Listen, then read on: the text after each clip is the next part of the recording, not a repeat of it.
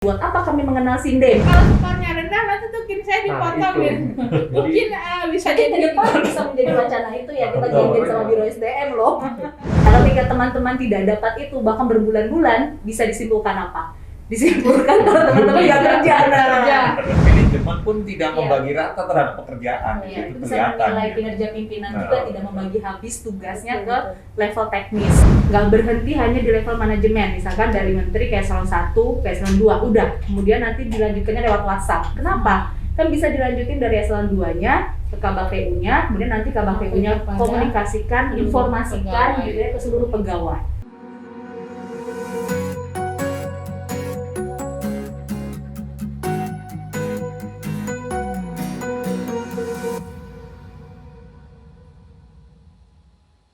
Hai sahabat SDM, jumpa lagi dalam program siniar Biro SDM tempat kita berbagi cerita, informasi, pengalaman, dan inovasi dalam rangka kita meningkatkan pelayanan prima kepada masyarakat. Kali ini adalah program siniar Biro SDM yang kedua, dan kita akan membahas tentang Sistem Naskah Dinas Elektronik atau SINDE Kemdikbudristek. Berbahagia sekali pada kesempatan kali ini telah hadir para punggawa SINDE ya, dari Pak Anuha, Mas Luki, dan Mbak Gita. Nah, kita akan bersama-sama berdiskusi dan memperbincangkan tentang apa sih itu SINDE, Mbak dan Mas-mas yang sangat keren hari ini. Sebagai sistem persyaratan, SINDE ini adalah bagian dari sistem pemerintahan berbasis elektronik atau yang biasa kita kenal dengan SPBE. Nah, ini sangat menarik karena sobat SDM, kalau rekan-rekan yang baru bergabung dengan Kemdikbudristek setelah 2011 tentu tidak mengalami apa yang kami di sini alami. Begitu sulitnya kita ketika ingin menemukan sebuah atau selembar surat pada saat itu sebelum ada SINDE. Nah, maka sangat menarik ini bagaimana kemudian SINDE berawal dari kesulitan untuk mengorganisir surat, membuat surat itu masing-masing unit kerja berbeda-beda dan luar biasa. Nanti kita bisa gali lebih dalam gimana itu sejarahnya SINDE sampai kemudian dari mulai e-office menjadi seperti saat ini. Silakan Pak Anuha. Baik, terima kasih. Awalnya betul, namanya e-office. Itu pun nama yang tidak resmi, Bapak Ibu. Jadi hanya ada beberapa orang yang menamakan. Kemudian juga terkait dengan logonya, ya, juga hanya cuma merah dan biru melambangkan E dan O. Kemudian setelah terbitnya Permendikbud nomor 2 tahun 2019 terkait dengan pengelolaan naskah dinas elektronik, kemudian e-office itu berubah dengan nama asli terkait dengan Permendikbud tersebut, yaitu Sistem Naskah Dinas Elektronik yang selanjutnya disingkat dengan SINDE. Dan perkembangannya pun mengikuti perkembangan zaman. Ya, jadi ada di situ ada terkait dengan hak aksesnya ataupun bisa diakses dengan apa saja gitu. Bisa dengan menggunakan HP, bisa dengan menggunakan dari berbagai jenis HP. Terkait Android juga bisa, kemudian iOS juga bisa. Apalagi dengan perangkat-perangkat dan gadget lainnya itu sangat support. Tadi seperti sudah kami sampaikan bahwa dulu serba manual, kemudian muncul e-office. Nah, sebelum kita sampai kepada fitur-fitur SINDE sekarang ini, mungkin Mbak Gita atau Mas Luki bisa menceritakan ketika merintis ya dari yang manual itu sampai ke e-office dan akhirnya di SINDE seperti apa? Mungkin Mbak Gita atau Mas Luki duluan? Oke. Ya, dulu memang betul sekali kalau proses pencarian surat ataupun kita menemukan kembali berkas-berkas yang memang diperlukan oleh stakeholder gitu, itu agak sulit karena berkas yang zaman dahulu dikirimkan ke kita di Kemendikbud ini biasanya besar-besar, berkasnya itu bentuknya besar-besar, suratnya itu tidak hanya satu lembar dua lembar, dia apalagi kalau untuk proses kepegawaian ya itu pasti biasanya ada dokumen dukungan yang banyak sekali. Itu kita sangat kesulitan ketika menggunakan buku agenda, dan kita pindahkan ketika sudah ada komputer kita mulai menggunakan agenda di dalam Excel misalnya. Lalu ketika sudah berkembang lagi, kita coba ada yang namanya dulu jaringan LAN dulu. Jaringan LAN itu yang dipakai di satu gedung, di gedung C ini begitu. Nah, ketika itu sudah lumayan tuh proses penginputan surat masuknya sudah melalui sistem, kemudian prosesnya juga sudah melalui sistem itu, dan proses pencariannya juga tentunya lebih cepat karena menggunakan aplikasi, walaupun aplikasinya pada waktu itu masih sederhana dalam jaringan yang hanya satu gedung aja gitu. Dan itu juga sudah lumayan. Lalu setelah berkembang kembali, kita juga menerapkan kembali lagi sistem yang jaringan server.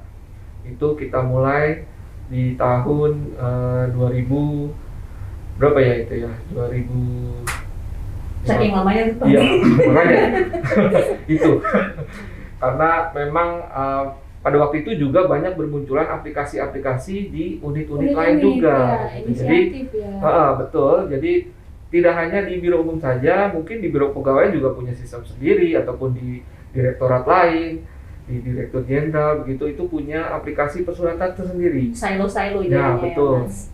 Makanya pada waktu itu Pak Sekjen ya waktu itu menekankan bahwa ada satu aplikasi yang dipakai pada waktu itu di Pustekom. Nah, aplikasi yang berasal dari Pustekom inilah yang muncul awalnya yang menjadi cikal bakal e-office itu muncul gitu. Karena pada waktu itu hanya e-office itu dipakai hanya di Pustekom gitu. Nah, ketika dipakai di Pustekom waktu itu mungkin Pak Sekjen melihat aplikasi yang dikembangkan ini cukup baik karena bisa ke antar unit gitu. Nah, itu juga memang Pustekom sebagai penyelenggara IT di kementerian ya memang sudah seharusnya mereka yang menjalankan aplikasi pengelolaan persuratan begitu. Lalu kemudian mulailah aplikasi e-office itu dipakai di direktorat lain. Kemudian di biro umum sendiri tadinya juga masih kita mengembangkan ada yang namanya aplikasi SMS, sistem manajemen surat. Waktu itu hanya dipakai di Sekjen. Jadi hanya khusus untuk Sekjen. Karena tadi ada pencanangan dari Sekjen itu harus diwajibkan untuk memakai e-office, maka kita juga ikut mendukung untuk mengembangkan aplikasi e-office, dan tentunya di unit-unit lain juga ikut memakai aplikasi e-office tersebut begitu. Nah, jadi seperti itulah prosesnya. Jadi kita tidak memang secara instan begitu kita bisa menerapkan bahwa aplikasi persuratan ini dipakai massal ke kementerian. Jadi ada prosesnya. Saat ini juga jadinya Biro Umum dan BPJ ini ya berkolaborasi dengan Pusdatin yang dimiliki Pustekom. Karena kalau secara tusi ya pembinaan persuratan itu ada di ranahnya Biro Umum dan BPJ. Tapi untuk sisi infrastrukturnya, server dan lain-lain itu di ranahnya Pusdatin sebagai penanggung jawab IT di Kemendikbudristek. Jadi awalnya tuh ada kebutuhan untuk menyatukan ya berbagai macam integrasi office yang ada, tetapi ini bukannya juga secara filosofi itu mau mendukung keterbukaan informasi publik kan, dan tentunya kalau kita kaitkan dengan reformasi birokrasi ini untuk di ranah penguatan tata laksana. Nah, mungkin Mbak Gita atau Pak Anuha bisa menjelaskan lebih jauh bagaimana ini kemudian bisa tertanam untuk pelaksanaan SINDE. Ya, baik. Jadi terkait dengan reformasi birokrasi ya, itu lekat betul dengan namanya penguatan ketatalaksanaan terkait dengan SPB tersebut. Nah, di dalam SINDE ini memang terkait pengembangannya maupun implementasinya ini merupakan sistem layanan persuratan, dan di situ berbasis TIK ataupun IT. Nah, di sini terkait dengan ketatalaksanaan persuratan itu adalah suatu hal yang sangat penting ya, boleh dibilang sangat penting dan riskan ketika dibicarakan. Kemudian dalam prosesnya ini ketatalaksanaan layanan persuratan ini berbasis TIK ini adalah untuk mewujudkan proses daripada reformasi birokrasi. Ya, kaitannya di situ proses persuratan itu akan lebih cepat, ya.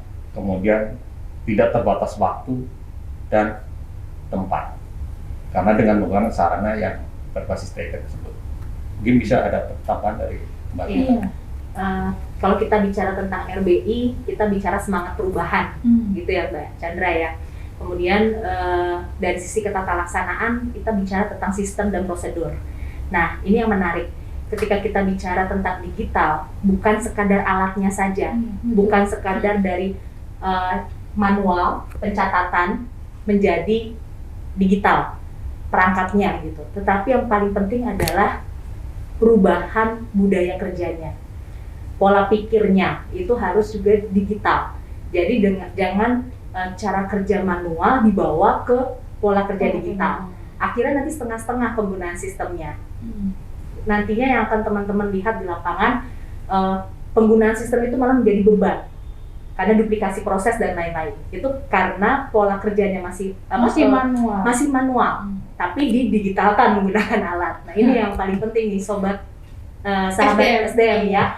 Jadi Catat itu, pola kerja harus berubah menjadi digital. Jadi bukan hanya cara alat konvensional yang kita ubah, tapi pola pikirnya kita, budaya kerja kita juga harus lebih modern, lebih digital, lebih efektif dan efisien.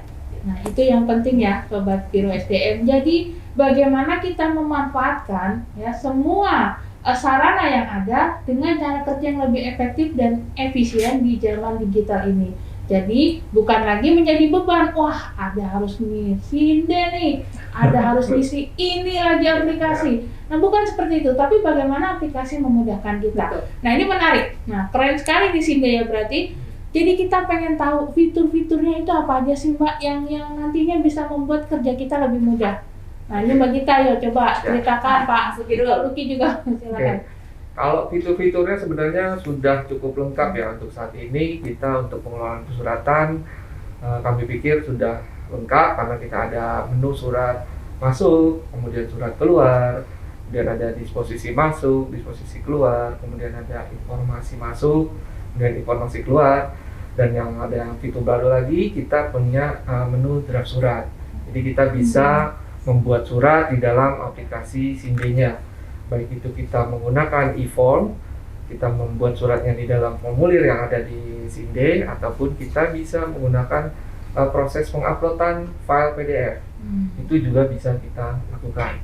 Tentunya di dalamnya juga ada yang namanya tanda tangan elektronik. Kalau kita menggunakan surat elektronik, berarti kita juga bisa menggunakan tanda tangan elektronik. Dan itu yang memang saat ini kebutuhannya ya memang sangat dibutuhkan, apalagi dalam pandemi seperti ini. Tentunya tanda tangan elektronik ini membantu para pimpinan kita untuk mempermudah proses verifikasi, proses penandatangan, dan juga tidak ada keterbatasan lagi antara waktu dan ruang gitu. Jadi itu sih kunci utamanya. Dan ke depan mungkin kita juga nantinya akan ada fitur untuk pemberkasan, karena penting sekali antara surat dan berkas ini kan pasti saling terkait ya, karena tidak bisa dilepaskan. Makanya kita juga sedang mengembangkan ke sana, dan kita harap semoga aplikasi Sinde ini juga bisa diterapkan nantinya ke seluruh unit-unit yang ada di Kemendikbudristek gitu.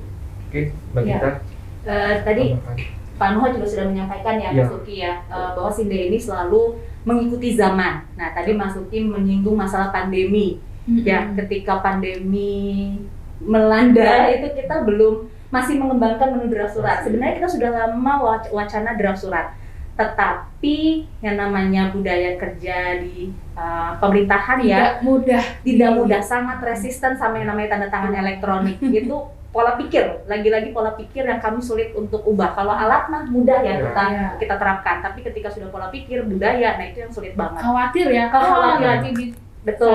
Bisa Ini ya Pak Nuha yang sering Padahal di, disampaikan. di undang-undang itu Iya. terkait dengan tanda tangan elektronik. Banyak yang Itu, tidak percaya gitu ya betul. dengan tanda tangan elektronik, keabsahannya seperti Iya, apa. betul. Kayaknya kalau belum tanda tangan basah Basah, itu kayak belum saya mantap. jelas gitu. Ini SK bukan ya? Iya, ini Karena beneran mungkin bukannya. pengertiannya tanda tangan elektronik adalah tanda tangan yang di scan. Nah itu Nah, yang betul. jadi Scan-scan. kekhawatiran. Iya. Nah, dengan gampangnya dong kalau misalkan tanda tangan elektronik itu kita scan ya udah jadi. Sudah selesai. Ya, kan tidak seperti itu. Kadang tidak seperti itu. Iya. Betul.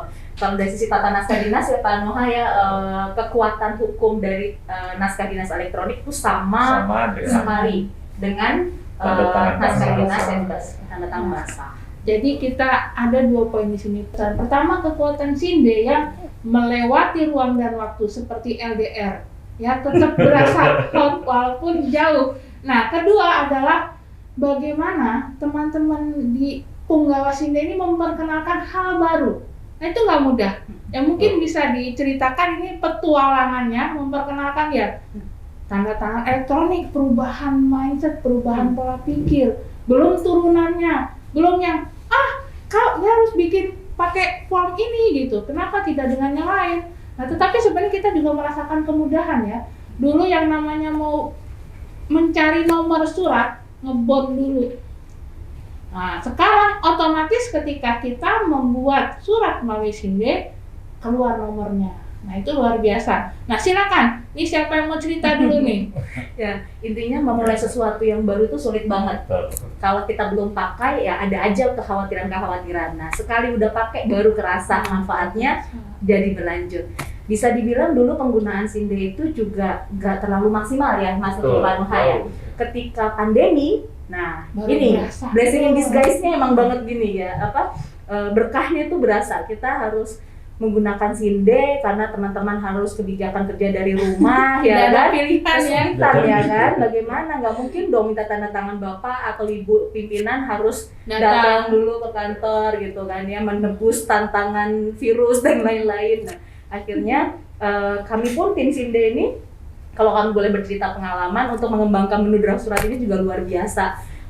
Kami diberikan waktu sedikit banget ya waktu itu ya. Betul. Kami uji coba sampai Berapa tengah bulan? malam saya mengerjakan uji coba Oh, dan iya. lain-lain. Kami juga melakukan uji coba benar-benar maksimal banget dengan keterbatasan waktu, dan alhamdulillah itu terbit tahun berapa ya, 2020 ya itu muncul ya. 2020-an. Nah, dari Mei 2020 itu kita mulai mengembangkan gitu ya, seperti itu. Akhirnya alhamdulillah banget bisa bermanfaat, insya Allah bermanfaat ya buat sahabat SDM ini. Jadi sangat bermanfaat loh. Kita bikin surat biasanya seberapa banyak itu teman-teman suara. betul, kapan aja, di mana aja itu bisa dilakukan. Selama masih melek, selama verifikatornya masih melek, tanda tangannya masih bisa dicolek, aman.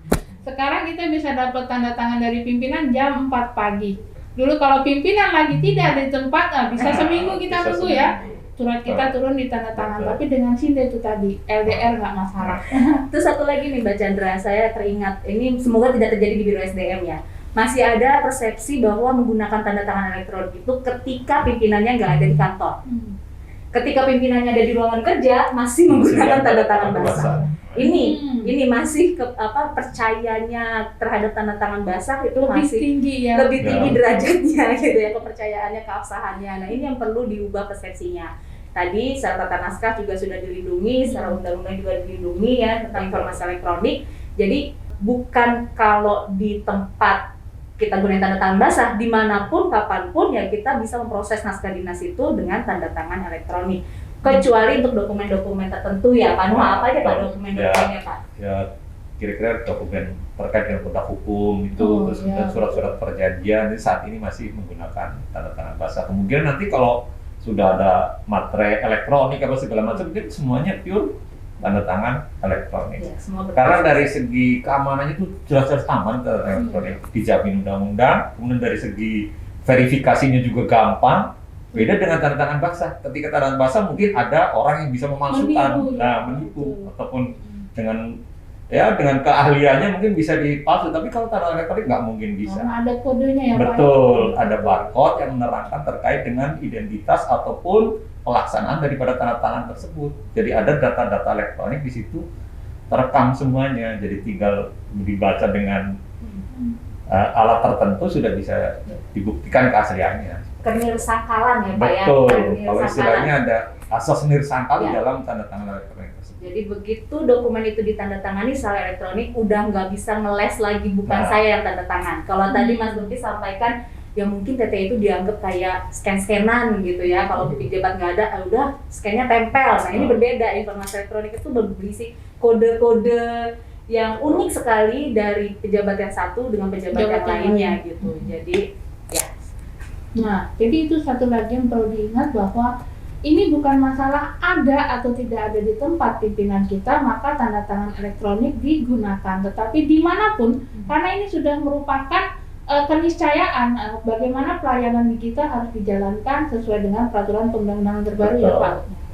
Nah, ini sebelum kita nanti kaji lebih mendalam tentang SINDE lagi, nah ini pemanfaatannya oleh pegawai. Ini kan untuk seluruh pegawai, baik di level pimpinan maupun di level pelaksana. Tetapi kalau yang kami temui masih ada pegawai yang merasa saya kan bukan tugasnya membuat draft-draft surat gitu. Saya pekerjaan lain.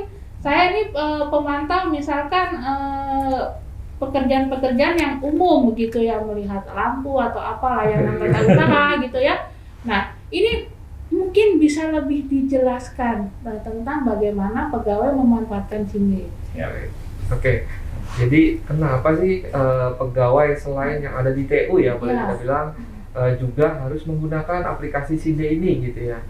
Ya karena memang aplikasi SINDE ini berkaitan dengan pekerjaan sehari-hari yang kita lakukan. Tentunya sebagai seorang ASN kita bekerja berdasarkan surat. Jika tidak ada surat kita tidak akan bisa bekerja. Karena kan dasar kita bekerja adalah perintah dari pimpinan. Penugasan, ya. Betul, penugasan dari pimpinan dan itu berupa pastinya surat gitu. Nah, makanya tidak bisa dielakkan mau pekerjaannya apapun di dalam suatu kementerian misalnya pasti ada hubungannya dengan proses pembuatan surat ataupun proses penerimaan disposisi, itu pasti semua berhubungan. Makanya seluruh pegawai memang diharapkan untuk memakai aplikasi SINDE ini. Tentunya tidak hanya omong kosong kalau kita gembar-gemborkan ini nggak ada manfaatnya, ya tidak mungkin. Karena aplikasi SINDE ini pasti akan sangat membantu pekerjaan kita sehari-hari. Ketika kita menerima disposisi dari pimpinan, itu tadi seperti proses penandatangan tadi, bisa kapan aja memang. Bisa jam 4 pagi kita menerima disposisi, bisa misalkan kalau pimpinan kita tidak ada di kantor, itu juga kita bisa menerima disposisi, jadi tidak hanya di kantor saja gitu. Bahkan di luar kantor kita juga bisa menerima penugasan, dan itu yang sangat penting karena proses alur dari pengelolaan suratnya pasti jauh lebih cepat karena kita menggunakan fasilitas internet gitu. Selama ada jalur internet itu pasti kita bisa melakukan apapun tadi. Kita bisa menerima surat, kita bisa membuat surat, kita bisa menerima disposisi ataupun kita bisa memproses draft surat tadi begitu. Jadi memang semua juga diharapkan bisa menggunakan aplikasi SINDE. Nah tentunya kita sebagai tim SINDE bertiga ini kita juga punya alat yang memiliki indikator, betul. Jadi kita punya alat untuk memonitor setiap pegawai yang ada di kementerian. Jadi di Kemendikbudristek kita punya namanya skor statistik. Nah, itu yang lagi rame ini, Mas. Ada yang khawatir kalau skornya, ya kalau skornya rendah nanti tuh saya dipotongin. Mungkin bisa jadi jadi depan bisa menjadi wacana itu ya, kita janjian sama Biro SDM loh. Karena itu. terkait kinerja kan. hati-hati ya, SINDE loh. Ya mungkin dari skor statistik itu kita bisa melihat nanti bagaimana seorang pegawai itu melakukan respons terhadap SINDE-nya. Ya, Bagaimana penugasan ketika dari dia pimpinan ya. betul, ketika dia menerima disposisi, apakah dia merespons? Walaupun dalam aplikasi SINDE ini tidak menggambarkan bagaimana proses dia merespons tadi.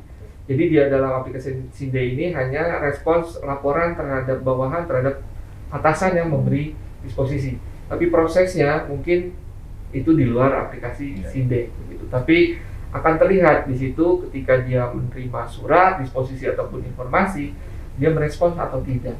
Itu yang bisa kita lihat di aplikasi Sinde gitu. Untuk di skor statistik ini kita ada yang namanya skor unit kerja dan skor personal. Jadi ada dua kategori skor. Jadi ada skor unit kerjanya di unit utamanya, kemudian ada skor personal baik itu pimpinan maupun pegawai. Itu semua ada perhitungannya. Gitu.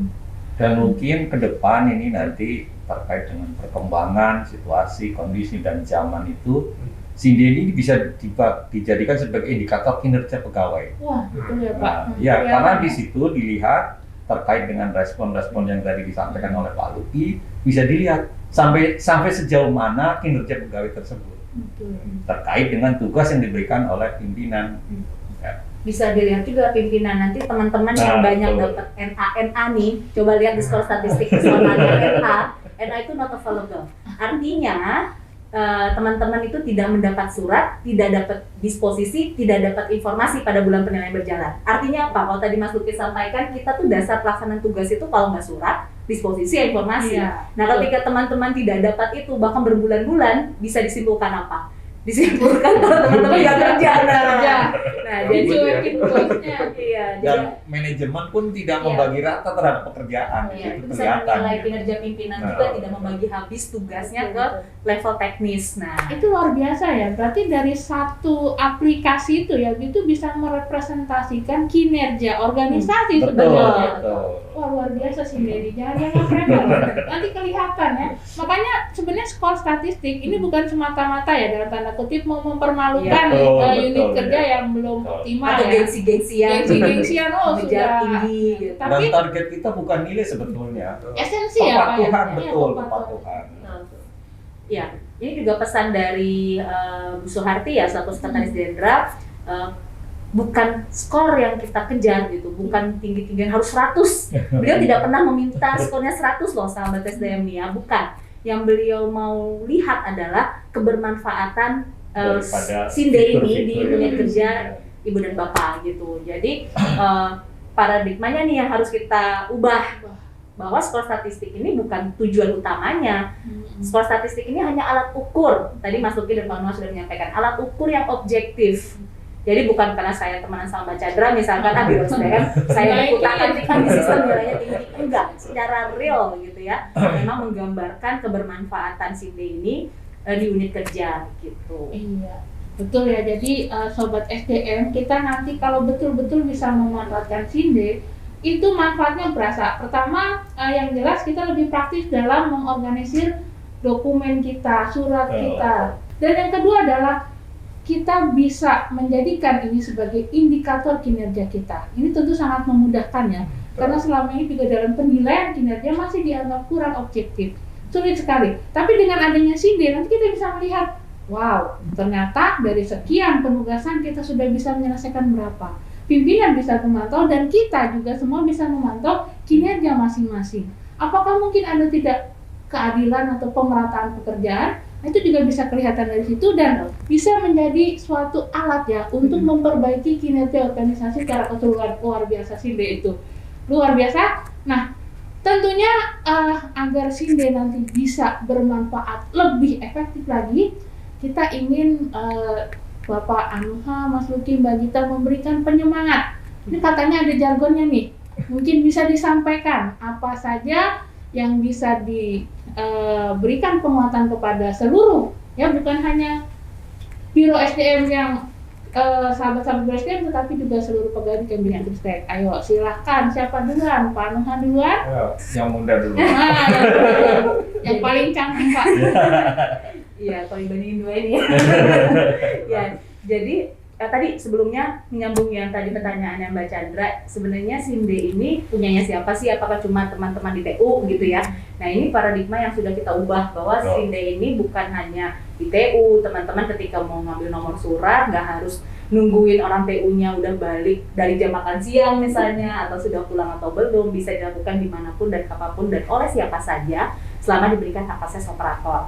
Terus gimana Mbak yang buat bannerin lampu gitu kan tadi satpam gitu.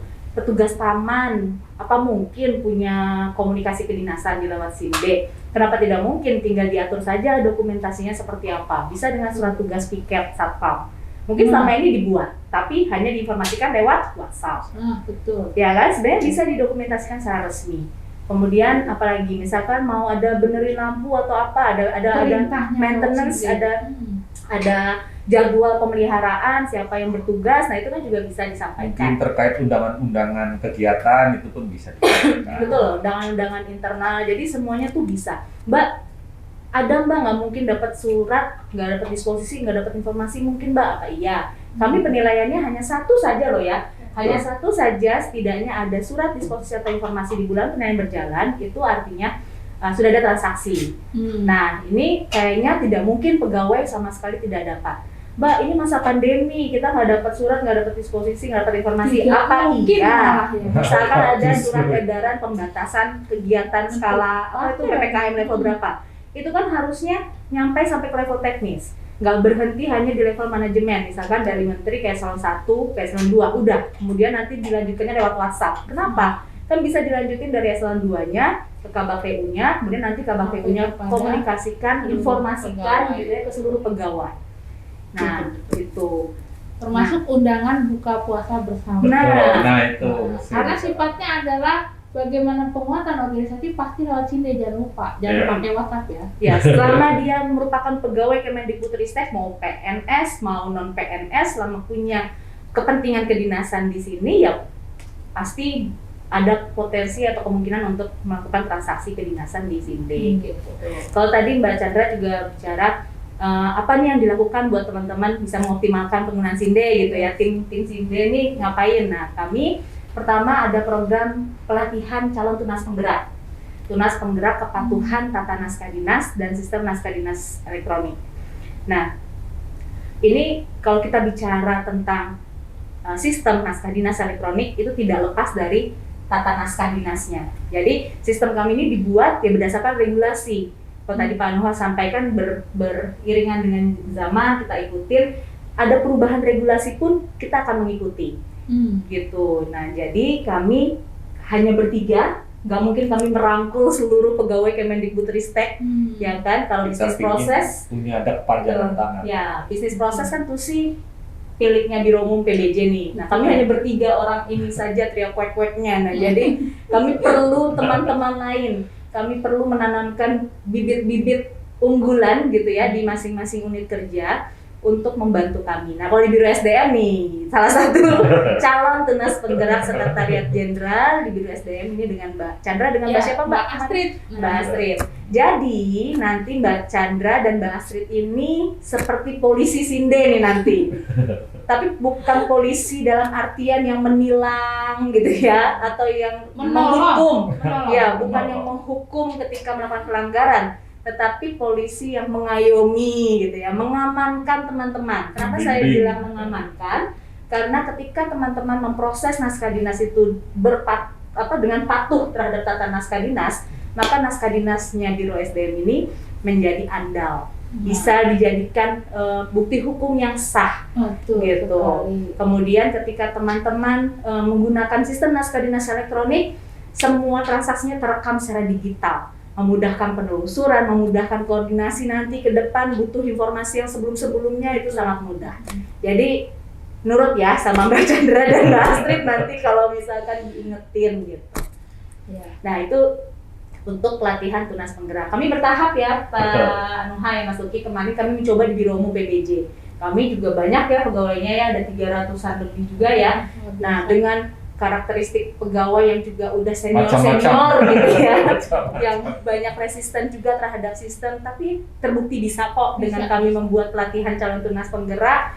Kami taruh bibit-bibit unggul bisa mendampingi teman-teman yang senior, teman-teman yang sulit. Nah, akhirnya Biro Umum juga akhirnya bisa. Kemudian tahun ini kami mencoba di Setjen. Jadi Setjen jangan berwarna oranye ya, jangan jadi anak senja terus ya. Jadi kita harus ke hijau atau ke biru gitu ya, biru itu yang maksimal nanti. gitu. Nanti tahun depan kita akan menanamkan bibit-bibit unggulnya di unit-unit utama. Dan terkait dengan penilaian pun ataupun skor statistik itu sudah dimasukkan ke dalam Resa, jangan Betul, lupa itu. ke Resa. Jadi itu harus Ya. mau tidak mau ya harus dilaksanakan. Menjadi salah satu indikator Betul. kinerja program Betul. dari Resa Mudah yang kok Kemendikbud. caranya mudah. Ketika ada transaksi harus direspon, cuman itu saja enggak.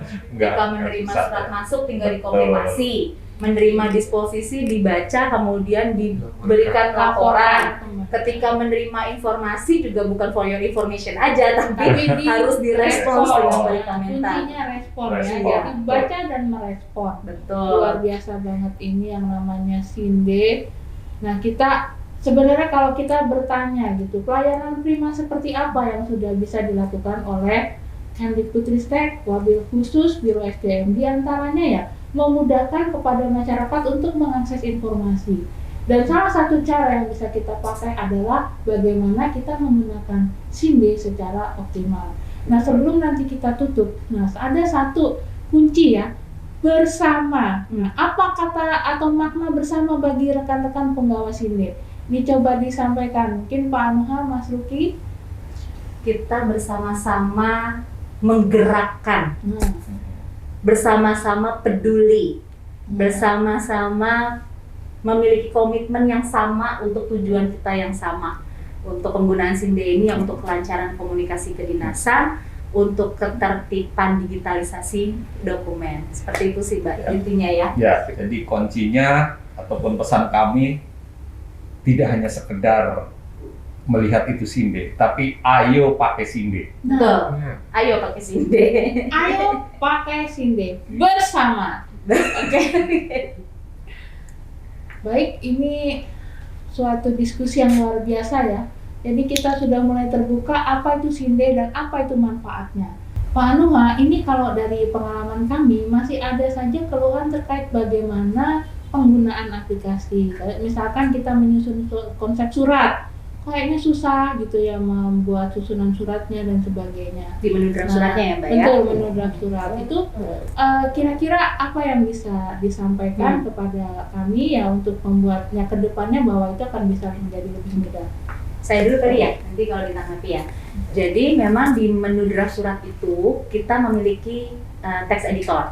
Tapi text editor itu yang ngembangin bukan kami sih sebenarnya. Kami mencari text editor di luar yang paling baik, paling sederhana dan bisa digunakan oleh seluruh pengguna dengan berbagai tingkatan dari yang paling dasar sampai yang menengah, lanjutan gitu. Nah, ketemulah ini text editor ini. Nah, kami terapkan keterbatasannya ada beberapa. Pertama untuk tabel. Kedua, kalau misalkan paragrafnya, kalimatnya itu anak beranak pinak gitu ya. ABC, Nah, 1, 2, 3. Ya. kemudian pengaturan tabnya, rulernya, seperti itu. Nah, di luar itu sudah sangat baik dan membantu kita sih seharusnya ya. Membuat surat tugas, membuat surat dinas, membuat nota dinas itu sebenarnya sangat sangat mudah. Apalagi kita sudah disediakan template. Nah, kalau teman-teman memakai text editor yang ini, fitur yang di menu draft surat yang fitur pertama ini, yang menggunakan text editor yang ada di aplikasi, teman-teman gak usah khawatir nanti akan salah dari sisi tata naskah dinas. Karena template-templatenya sudah tim yang buatkan, merujuk pada Permendikbud nomor 3 tahun 2021 tentang tata naskah dinas saat ini. Jadi seragam nanti nggak Iya beda-beda. betul, seragam, Seragam. jadi nggak beda-beda. Itu kan kegunaan tata naskah dinas agar seragam ya, naskah dinasnya di Kemdikbudristek. Nah, tetapi dengan keterbatasan-keterbatasan itu, kami juga memikirkan. Nah, mencari fitur text editor itu nggak mudah. Setiap asistensi kami selalu menyampaikan, kami terbuka kalau mau ada yang mengusulkan text editor yang lebih ramah pengguna. Tetapi tidak kunjung datang usulan itu. Nah, akhirnya sudahlah kami menggunakan fitur yang baru itu draft dokumen PDF. Kita mengeditnya di Microsoft Office yang sudah sangat lazim buat teman-teman begitu ya. Kemudian tinggal di-convert, diubah dalam bentuk format PDF, diunggah di SINDE. Nah, jadi kan permasalahan-permasalahan yang tadi sudah tidak relevan lagi. Nah, ini banyak yang sangat senang dengan fitur baru fitur ini. PDF itu tadi. Ya, karena kan sudah terbiasa menggunakan Tidak Microsoft familiar ya. Office.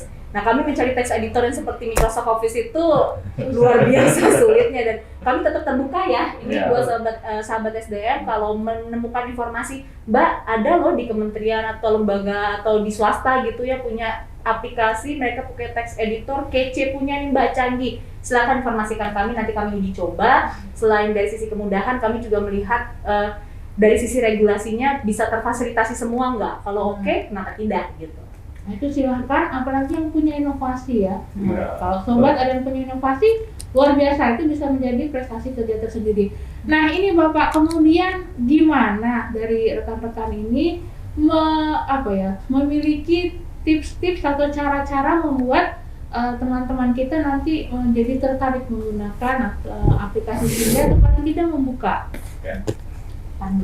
Jadi begini, pertama dari segi cara memandang aplikasi ataupun Sinde ini, jangan kemudian dianggap menjadi beban. Wah, ketika nanti saya mau buka Sinde malah tambah beban saya, pekerjaan saya, ataupun wah nanti saya sulit, saya nggak bisa komputer dan sebagainya. Dan lupa, di dalam menu Sinde pun terkait dengan apa yang harus dilakukan di dalam Sinde itu sudah ada namanya menu bantuan. Nah, di situ silakan cari, di situ dilengkapi juga dengan permasalahan. Di situ ada menu fitur yang namanya Anda bertanya kami menjawab. Nah, disitulah permasalahan. Insya Allah nanti teman-teman ketika menggunakan dan setelah membuka menu-menu itu akan terbuka pikirannya dan akan beralih ke menggunakan Sinde ini. Ya, tentunya ketika tadi teman-teman sudah mau mulai menggunakan dengan adanya buku panduan, tadi kita juga membuat buku panduannya juga berdasarkan segmennya. Ketika permasalahan skor statistik misalkan, itu ada buku tersendiri mengenai buku panduan skor statistik. Kemudian misalkan ada lagi yang bertanya tentang operator ataupun admin unit, kita juga punya buku panduannya tersendiri mengenai operator dan admin unit. Sampai tingkat staff ya. Jadi masing-masing buku panduannya memang kita kategorikan khusus per segmen.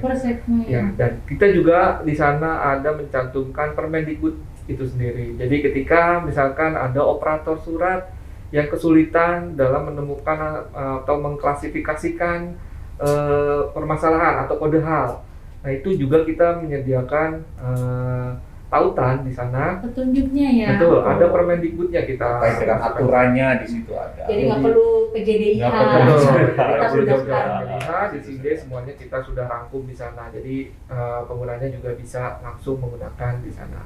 Dan tentunya aplikasi Sinde ini tidak hanya yang ketika pekerjaan sehari-harinya menggunakan komputer aja ataupun menggunakan laptop aja. Bahkan pekerjaan yang misalkan dia mengerjakan di luar kantor pun dia juga bisa menggunakan aplikasi Sinde ini. Karena tadi aplikasi Sinde ini bisa diakses melalui aplikasi yang berbasis mobile. Baik itu yang Android ataupun yang iOS. Kita sudah support di sana. Jadi ada 3 versi dalam aplikasi Sinde ini. Jadi ada versi yang web, kemudian ada versi Android dan aplikasi yang iOS. Kalau buku panduannya kita bisa akses di mana itu? Menu bantuan. Menu bantuan. Oh, menu bantuan. Oh, jadi Bantuan sudah di lengkap di situ ya. Betul ya. Alhamdulillah luar biasa sekali. Betul. Nah, ini kedepannya kan, ini mulai dari e-office, kemudian akhirnya 2019 menjadi Sinde. Kedepannya mungkin proyeksi beberapa tahun depan kita ingin Sinde seperti apa? Ya, mungkin ini perlu disampaikan juga kali ya Betul. Mas Hansi Kandi ya. Jadi jangan kaget nih. Betul. Jadi ke depan kita tidak menutup kemungkinan bisa bermigrasi ke Sri Kandi. Sri Kandi itu adalah sistem informasi kearsipan dinamis terintegrasi. Ini garapannya beberapa kementerian.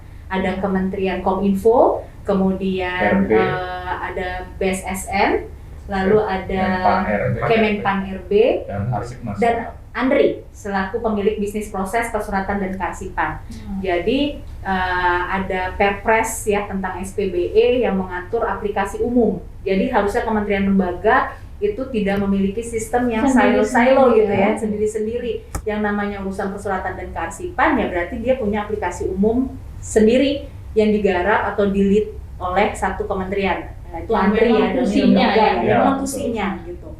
Nah, tapi di Perpres SPBE itu sendiri, di Perpres nomor berapa itu ya? Nomor 95 tahun 2018 ya kalau saya tidak salah ingat, di ketentuan pasal 37 ayat 2 itu dinyatakan bahwa kementerian lembaga masih dimungkinkan untuk mempertahankan aplikasi umum yang sejenis yang sudah dikembangkan. Tetapi harus dilihat dari nilai gunanya, dilihat dari kebermanfaatannya. Nah ini alhamdulillah kita memiliki skor statistik tadi sebagai alat ukur objektif untuk mengukur kebermanfaatan di level teknis. Nah ini butuh bantuan sahabat SDM nih supaya kita bisa mempertahankan sistem kita ini. Ya manfaatkan dengan sebaik-baiknya yang tergambar di skor statistik unit kerja nanti.